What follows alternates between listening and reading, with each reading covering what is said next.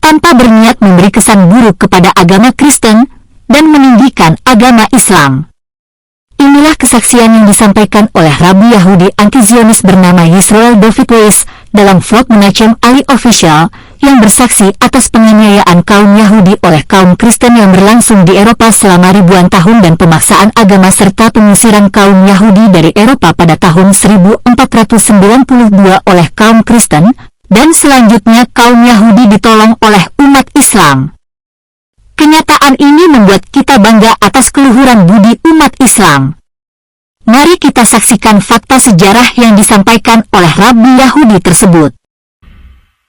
Rabi Yahudi ini berkata, kami dibakar di tiang pancang oleh tentara salib. Dengan kejam mereka memaksa kami berpindah agama dan kami diusir dari Spanyol dan Italia. Kami beruntung ada Islam rahmat bagi seluruh alam yang mau menerima kami di bawah Kesultanan Utsmania. Tiba-tiba Zionis datang bentukan Inggris menggunakan agama kami sebagai alat untuk menjajah Palestina. Kami tidak terima. Kami malu kepada umat muslim yang telah membantu kami. Kami berdoa kepada Tuhan semoga negara Zionis palsu ini dibubarkan secepatnya.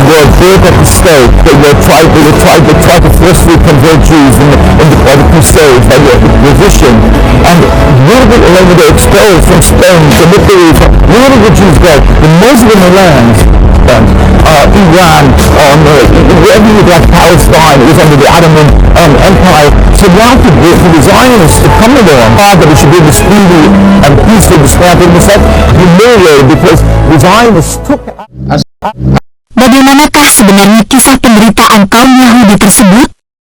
Inilah komentar atas sebagian kisahnya dari Notebook LM. Selamat menyaksikan. Dalam melihat sejarah panjang komunitas Yahudi secara rasional, penting memahami bahwa tokoh seperti Yisrael David Weiss mewakili tradisi internal Yahudi yang kritis terhadap Zionisme modern. Weiss sangat berterima kasih kepada umat Islam yang dengan senang hati menampung komunitas Yahudi yang mengalami masa sulit akibat perlakuan umat Kristen yang tidak manusiawi, dan Weiss sangat malu dengan pemerintahan Zionis saat ini yang dengan kejam memperlakukan umat Islam di luar batas kemanusiaan. Karena jika ditarik ke belakang, orang Yahudi telah hidup berabad-abad di Spanyol dalam masa relatif damai di bawah pemerintahan Muslim hingga peristiwa Reconquista mengubah peta kekuasaan, lalu diikuti Dekrit Alhambra 1492 yang memaksa orang Yahudi masuk agama Kristen Katolik dan pengusiran massal, penyiksaan melalui inkuisisi, dan pilihan tragis antara konversi paksa atau kematian, sehingga banyak Yahudi justru melarikan diri ke wilayah Islam seperti Kekhalifahan Utsmaniyah yang memberi perlindungan. Fakta ini menunjukkan bahwa hubungan Yahudi dan Islam dalam perspektif tanah tidak selalu bermusuhan secara historis melainkan kompleks dan kontekstual.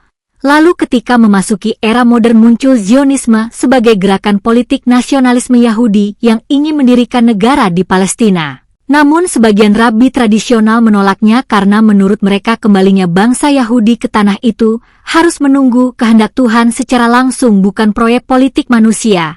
Dan jika dilihat dengan logika akal sehat dari sejarah ini, tampak bahwa Zionisme bukan representasi tunggal dari seluruh Yahudi, melainkan salah satu respon modern terhadap trauma diaspora.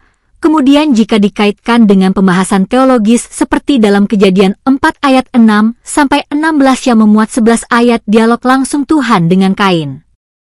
Terlihat pola sederhana bahwa Tuhan bersedia berfirman sebagai satu pribadi tanpa konsep trinitas, inkarnasi, atau duinatur yang tidak didukung oleh firman Tuhan. Dan ini konsisten dengan lebih dari 200 pernyataan dalam Perjanjian Lama yang menegaskan akulah Tuhan secara tunggal tanpa pembagian hakikat, padahal Yesus setelah berinkarnasi diam 1000 bahasam tak mau menyatakan dirinya Tuhan.